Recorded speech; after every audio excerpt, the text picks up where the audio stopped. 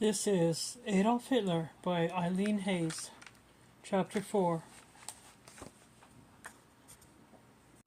Chapter 4. The 1,000-Year Reich.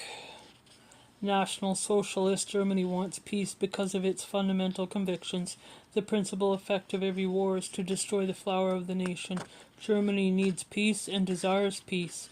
Adolf Hitler, May 21st, 1935.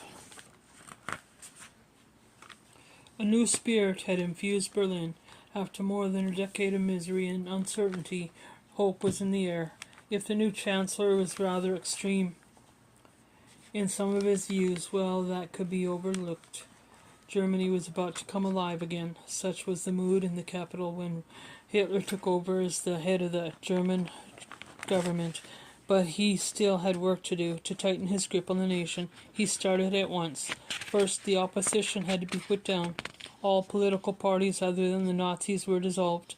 Criticizing the government could land a person in prison. Judges were intimidated.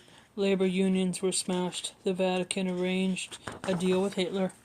Catholic schools could continue to exist, but church officials and organizations must refrain from political activity. Hitler had more than the regular police to enforce his will. What began as an elite bodyguard in 1925 had evolved by 1933 into a powerful security force called the Schutzstaffel Protection Squad, or SS. An arm of Göring's Prussian police grew into an organization whose name sent shivers of terror down many spines. The Geheim Staatspolizei, Secret State Police, or Gestapo. The two were merged in 1934 under the ruthless SS chief Heinrich Himmler, giving him control at all German police. With coaxing as well as coercion, the Nazis pressed for conformity. State-sponsored Nazi organizations were set up for lawyers, teachers, farmers, athletes, artists, young people, women, professionals, and others. This gave people a sense of belonging and at the same time isolated them so as to shut down the free exchange of ideas. Schools were Nazified, and courses were from history to science to language was rewritten to reflect Nazi racist views. Hitler made a concentrated and largely successful effort to win over the young. The Hitler Youth became the only legal youth organization, and children from ages 10 to 18 were expected to join. Hitler next began to remove Jews from German society in a way that wouldn't outrage the non-Jewish population. In an April 7th, 1933 decree, government workers of non-Aryan descent was forced to retire. That same month, limits were placed on the number of non-Aryans who could attend schools and colleges. Laws explicitly aimed at Jews could come later. For a time, defining who is a Jew was a troublesome problem. What about Jews married to non-Jews, or the children of those marriages? What about people who had only one Jewish grandparent, or people with Jewish parents who do not practice the Jewish religion? Did it matter whether a person considered himself or herself Jewish? Over the years, Jewish Nazi bureaucrats would develop a complex set of rules to deal with these questions. With Hitler's control over Germany growing, the law for reconstruction of the Reich on January 30th, 1934, officially moved what power the state still held in the hands of the central government. Hitler was given authority to change the constitution at will. The SA was still as rowdy as ever, but now that Hitler wanted to be seen as a dignified statesman, the group had been so instrumental in his rise was an embarrassment. Hitler had made allies of the army, business leaders, and conservatives in the government, all of whom saw the SA as a threat. Hitler's solution involved deception and murder. With the help of the Gestapo, Hitler's henchmen cooked up phony evidence to frame Ernst Röhm, leader of the SA. The trap was set. On June 30th, 1934, Hitler himself burst in on SA leaders who were expecting to meet with him later that day. He had them all arrested, and SS squads began executing them at once. The next night, Hitler had his longtime associate Röhm shot, too. Once the killing began, Hitler had other foes from the past murdered as well. The spree became known as the Blood Purge. How could Hitler claimed this bloodbath was legal. He had a law passed less than a week later, making it legal retroactively and calling it necessary for national security. In effort, the SA purge was Hitler's bow to the army, which he wanted on his side. President Hindenburg also supported Hitler's action. After the purge, the SA continued to exist as a party organization, but it never regained its old clout. The SS took over control of the concentration camps. In the summer of 1934, Hindenburg died, leaving Hitler at last free to rule without hindrance from the cranky old man. Although Hitler, as Chancellor, was the head of the German government, the president had remained in his role as head of state. With Hindenburg's death, Hitler combined the two jobs. He jettisoned the title president and declared himself a Führer, or leader, of the German Reich and people. Now came his payback for the SA purge. The army swore an oath of loyalty not to the state, but to Hitler personally. Hitler called the state the Third Reich. The First Reich, he said, had been the Holy Roman Empire, 962 to 1803. The second had been created by Otto von Bismarck and landed from 1871 to 1918. He predicted that his Reich, or empire, would last 1,000 years. Strength through fear.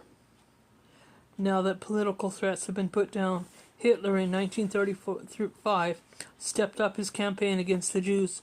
A group of laws known as the Nuremberg Laws further isolated Jews from their non-Jewish friends, neighbors, and associates. The decrees prohibited Jews from marrying or having sex with non-Jews, employing non-Jewish German women of childbearing age in their households, or displaying the German flag. Jews were stripped of their German citizenship and was declared subjects, bit by bit, in ways that came to be accepted by the public, and always under the guise of legality. Jews were pushed toward their doom. Although Hitler's drive to wipe out Jews is what history remembers most about him, the process did not draw as much attention while it was happening as it was in retrospect. Anti-Semitism had always been central to the Nazi program, and the Nazis never tried to hide their rabid hatred of Jews. But in the early years, German people saw it as just one more issue among many Nazi issues. They did not foresee that this would be the one idea on which the Nazis would never weaken their position. What people did notice was that they could get jobs again. In 1933, with 6 million people out of work, Germany had the worst unemployment in Europe. 3 years later, thanks to Hitler's push to rearm and his public works projects, there were more jobs available than people to fill them.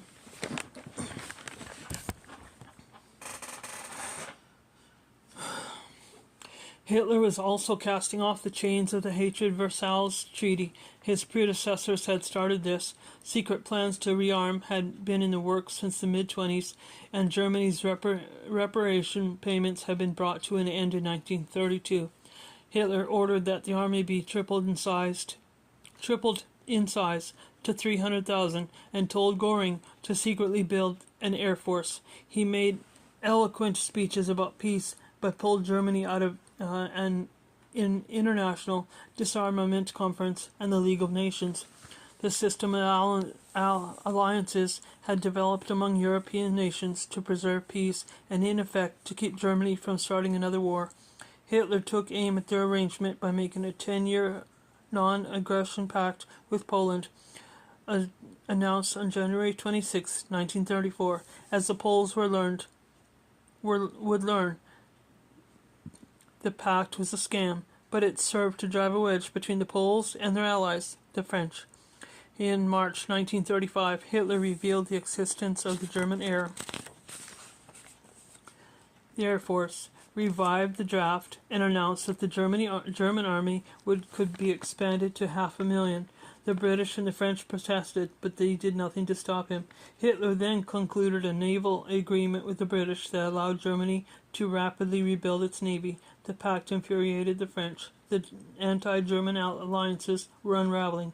Seeing what Hitler was accomplished in just a few years, Germans were dazzled.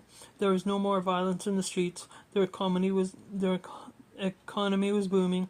Germany was flexing its military muscles before the nations that had been humiliated. Hitler seemed a miracle worker. Wherever he went in the early years of his rule, cheering crowds gathered to toss flowers at his car or demand photo autographs. But there was also a darker side to life under Hitler. The Nazis kept life orderly by being everywhere. Virtually everyone was expected to join one Nazi organization or another. Nazi rallies and celebrations occurred almost weekly. On Hitler's birthday, the beer hall push anniversary, a memorial day for a Nazi martyr, and on and on. Children were fed Nazi doctrine in school, then more of it in the Hitler Youth. They were encouraged to report any anti-Hitler remarks made by their parents. Each neighborhood had a Nazi block captain to make sure everyone listened to Hitler's speeches on the radio and put out the flag on his birthday. Nazi informants spied on people in shops, on the street, even in church. Gestapo arrests were made at night to inspire fear and uncertainty. Gestapo agents strung prisoners up by their hands, which were tied behind their backs. They slashed prisoners' feet with razors and forced them to walk on salt. They stuck pins in the eyes of captives, commanded police dogs to tear prisoners apart, or tortured prisoners with electric shocks. You never knew when a casual wisecrack would land you into a Gestapo office or a concentration camp. Could you share your thoughts with your neighbor? Would he join you if you protested? Was it worth the risk, or wouldn't it be better, safer, just to keep quiet and mind your own business? This was what the Nazis counted on. People would be too apathetic or too worried about saving their own skins to band together and fight back. This everyday terror was the price Germans paid for the order Hitler brought to their lives. Hitler, basking in the glow of his power, panned. I was reading right. Hitler, basking in his glow of power, planned grand monuments to himself. He ordered his architect, Albert Speer, to design a huge complex in Nuremberg for the annual Nazi party rallies. He wanted Berlin rebuilt into a city whose magnificence would put Paris and Vienna to shame. These were plans he had toyed with in the mid-20s when he was been written off as a political failure. Hitler still thought of himself as an artist, and architecture fascinated him. He loved to look at building plans and could quickly memorize drawings in detail. He always treated architects with respect. Others around him did not fare as well. The inner circle. Eva Braun, Hitler's lover, had to endure loneliness and humiliation to be with him. Hitler and Braun had met in October 1929 while she was working for his photographer, Heinrich Hoffmann. They became lovers in early 1932, a few months after Gelby-Robbel's death. Toward the end of the year, despite to get Hitler to pay off more attention to her, Braun had tried to commit suicide by shooting herself. Although she became Hitler's only permanent mistress, Braun never seemed to capture his heart the way his niece had. Her diary from 1935 records the emotional roller coaster he kept her on. In February, she wrote, "I'm so indefinitely happy that he loves me so much, and I pray that it will always be like this. I am so terribly unhappy that I cannot write to him." When anyone of importance visited his mountain home, the Berghof, Braun had to stay upstairs out of sight. She could sometimes sit next to Hitler at large dinners, but he did not permit her to speak to him. In May 1935, she brooded in her diary, "The weather is so wonderful, and I, the mistress of the greatest man in Germany and in the world, am sitting here and gazing at the sun through a window." Later that month, she tried again to kill herself, this time with sleeping pills. Hitler's callous disregard for her feelings often left her in disrepair. He sometimes remarked in her presence that he would never want to be around a witty or intelligent woman. Despite his neglect and disrespectfulness, she stuck by him. As for the men who served him with such loyalty, Hitler often ridiculed them behind their backs, and they mirrored his malice in their dealings with each other. His highest aides feuded constantly, scheming to snatch turf from each other and to undermine each other's standing with the Fuhrer. Amid the endless squabbling, bureaucratic chaos became a hallmark of Hitler's regime. Hitler seemed to encourage this, giving vague orders or assigning the same tasks to several people at the same time, and then letting underlying fight over being responsible for what. Many scrambled to build their own fiefdoms. The Gestapo and the SS, in fact, grew out of the unchecked empire building of Göring and Himmler. Hitler, the master manipulator of crowds, was forever being manipulated by the men closest to him, particularly conniving Goebbels, arrogant Göring, and ambitious Himmler. They were a crew well suited to the topsy-turvy world of the Nazi Reich. Himmler especially took Hitler's racist views to heart and developed his bizarre pseudo-religious beliefs in the mystical Germanic race. He wanted his SS to be a group of racially elite aristocrats, and he required recruits to prove their racial purity going back several generations. Göring, the head of the Air Force, the Luftwaffe, was a morphine addict who loved gourmet food and other trappings of wealth. Over the years, he amassed a collection of artworks, jewelry, and fine liqueurs from the spoils of Nazi looting. He polished his fingernails, rouged his cheeks, and dressed in velvet robes. Goebbels' minister was popular enlightenment and propaganda. Was a master at cutting down his rivals in Hitler's view. His ministry controlled news media, literature, music, radio, movies, theater, and the fine arts. He was a talented orator, second only to Hitler in his ability to stir up crowds. Hitler had his own idiosyncrasies. He fretted often about his health, complained about stomach pains, and feared that he would die soon. He resisted efforts by his aides to get him to his first-rate doctor. Instead, he fell under the spell of a little-respected Dr. Theodor Morel, who told Hitler that his ailments was caused by stress and began injecting him with drugs, vitamins, and other substances. Hitler tried to control his weight with laxatives and enemas. He stayed up well past midnight every night, watching movies and talking endlessly while guests feigned an interest, and he rarely began to work before noon. These were the key men in Germany's ruling clique in the 1930s, a cabal of unpleasant personalities with their hands full of power. As the decade wore on, they used that power to drive the nation inexorably toward war and mass murder. A program called the 4-Year Plan was established in 1936 to prepare the economy for war and to make Germany self-sufficient and therefore invulnerable to a wartime blockade. Göring, who knew little about economics, was put in charge of it. The 4-Year Plan told businesses what to make, where to make it, and how to spend their profits. The police and SS was merged under Himmler's command the same year. Meanwhile, the army made the transition from preparing to defend Germany to preparing to attack. The pieces were falling into place. It was time for Hitler to start making his moves. End of 4.